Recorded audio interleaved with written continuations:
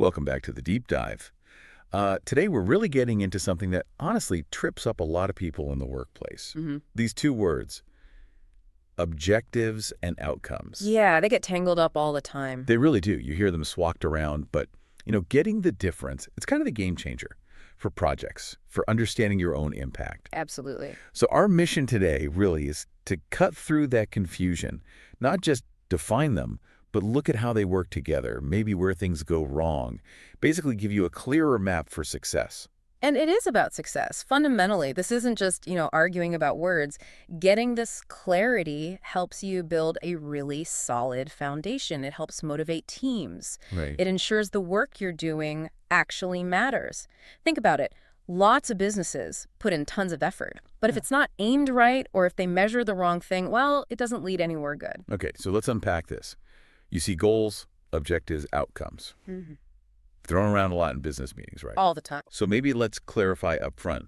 A goal, that's the big dream, yeah. Like become the market leader. Big, maybe a bit fuzzy. Exactly. Aspirational. Then objectives.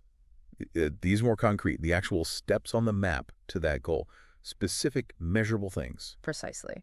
Objectives are those specific targets the team aims for. So instead of be market leader, maybe it's hit 50,000 active users in 6 months. Okay. They have to be clear, they have to be actionable, and this is key, they need to tie back to that bigger company vision. Right. They basically guide your planning. Where do you put your time, your money? How do you know if you're on track? That's objectives. And that sounds a lot like the SMART framework we hear about. It absolutely aligns with SMART. Specific, measurable, achievable, relevant, time-bound. It's a great blueprint. Yeah. Specific, measurable, achievable, relevant, time-bound. We mostly know the letters. But applying it, that's maybe harder. That's often where it gets tricky, yeah. Like taking your example, boost customer satisfaction score by 10% next quarter. It ticks the boxes. Specific, measurable, time-bound. But is it really achievable? Is it still relevant if, something big changes in the market next week? That's the nuance. Exactly. That A&R need constant checking. It's not set and forget. It requires real thought about resources and context. Okay, so that's objectives, the specific steps. What about outcomes then? Right, outcomes. So if objectives are the what you do, outcomes are the so what. They show the direct impact, the result of hitting those objectives. A real-world effect. Yes, the value you actually created. It's proof your objective was met and it mattered. So for that customer satisfaction example, yeah, the objective is the 10% boost. The outcome might be fewer complaints, more repeat business. Could be. Or maybe better online reviews. It's the tangible benefit. And here's where it gets really interesting. Outcomes aren't always what you planned for. What do you mean?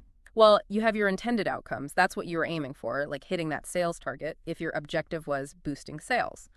But then you get unintended outcomes. These are the unexpected things that happen, good or bad. Maybe hitting that sales target also boosted team morale way more than expected. Or maybe it revealed a flaw in your delivery process because you suddenly had so many orders.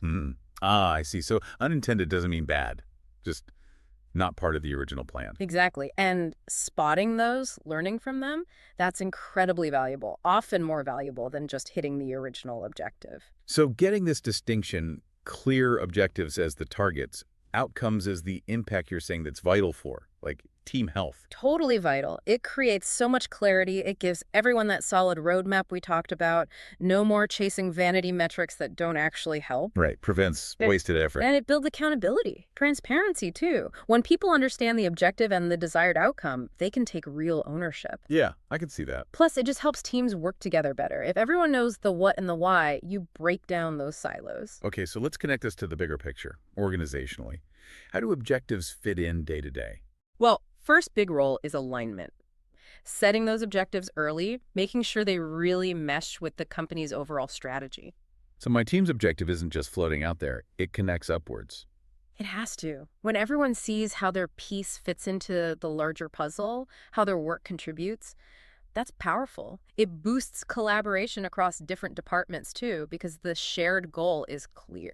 And that flows into setting clear expectations, right? Absolutely. Step one is open communication about the objectives. What are we trying to achieve? Why does it matter? Be specific. Avoids that confusion, keeps everyone pulling in the same direction. Exactly. And when people feel responsible for clear goals, goals they understand, they tend to be way more engaged, more motivated. Makes sense. But what about when things change? Objectives aren't set in stone, are they? Definitely not. That's the next crucial part. Reviewing and adjusting. Things change so fast these days. You Yeah. have to check in regularly. Is this objective still the right one? Is it still achievable? Still relevant? Spotting what's working, what needs a tweak. Right. It's about building a culture that's okay with change, that's flexible. Sometimes you need to pivot. Acknowledge that the original plan needs updating. That prepares the team to handle challenges better. Okay, so that flexibility is key for objectives. Now, shifting focus a bit, what about evaluating success? How do outcomes play into that? Outcomes are really central to evaluation. Measuring success isn't just about ticking off objectives, it's about looking at the impact, the outcome. How do you measure impact effectively? Usually with KPIs, key performance indicators. Hmm. But you need a good mix. What kind of mix? You need the quantitative stuff, sales numbers, completion rates, things you can easily count, hard data. Okay. But you also need the qualitative insights, team feedback, customer comments, satisfaction levels, the why behind the numbers. Balancing both gives you the full picture. And I guess that ties into performance reviews too, using outcomes there. Oh, absolutely. Outcomes are essential for fair performance reviews.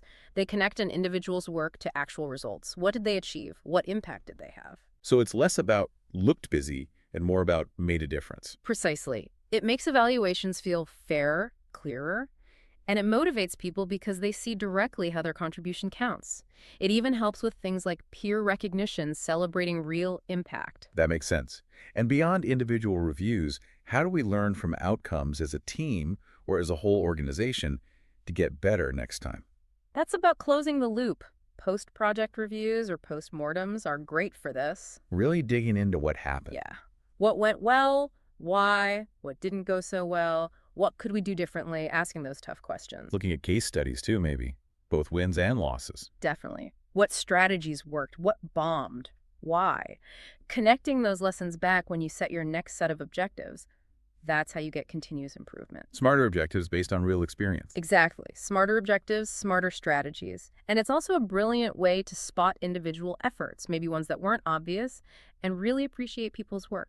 Okay, so we've talked objectives, we've talked outcomes, but let's explicitly connect them. How do they really work together day to day? They're intrinsically linked. It's like cause and effect almost. Clear objectives set the stage. They define the intention. Right. And the outcomes. They're the results of acting on those intentions, the consequences of the effort. So give me that example again. The customer satisfaction one. Sure. Objective. Increase customer satisfaction score by 20%. That sets the stage. The outcome you're hoping for might be, say, a 15% increase in repeat business, or maybe a jump in positive mentions online. The objective guides the action. The outcome measures the result of that action. And when they're aligned like that, yeah, it just makes the path clearer. Far clearer. You know what you're aiming for, and you know what success looks like in real terms. But what happens when they're not aligned? What are the common mistakes people make here? Oh, there are plenty. A big one is setting vague objectives, like increase engagement. Right. Engagement means different things to different people. Exactly. So you might see lots of activity, clicks, likes, whatever, meeting that vague objective. But does it actually lead to a meaningful outcome, like more sales or better user retention? Often, no. So you hit the target, but miss the point. A hollow victory. Perfectly put. Hollow victory. You get misleading results, waste resources, and don't actually achieve your underlying business goal. Misalignment is really costly. So wrapping this up then, the big takeaway seems pretty clear. Understanding the difference, but also the connection between objectives, your performance goals, and outcomes, the business results, is just fundamental. It really is. They work together, hand in hand. It's that roadmap you mentioned. Objectives point the way, outcomes tell you if you've arrived somewhere worthwhile. Couldn't say it better. And this relationship, it's not static. It'll keep evolving. How so? Well, think about new tech, AI, changing markets. How we set goals and measure impact is going to shift. Being adaptable, open to new ways of thinking about objectives and outcomes, that's going to be key. Right. Which, brings up a question for everyone listening. How will you stay adaptable? How will you approach your work, not just to hit the targets you set, but also to spot and maybe even encourage those unexpected, valuable outcomes that could really propel things forward? That is a great question to reflect on. How to look beyond just the checklist to the real impact, intended or not. Really good food for thought. We hope this deep dive helps you navigate objectives and outcomes more effectively in your own work. Thanks for joining us. Thanks for having me. And we invite you to continue your deep dive into knowledge with us next time.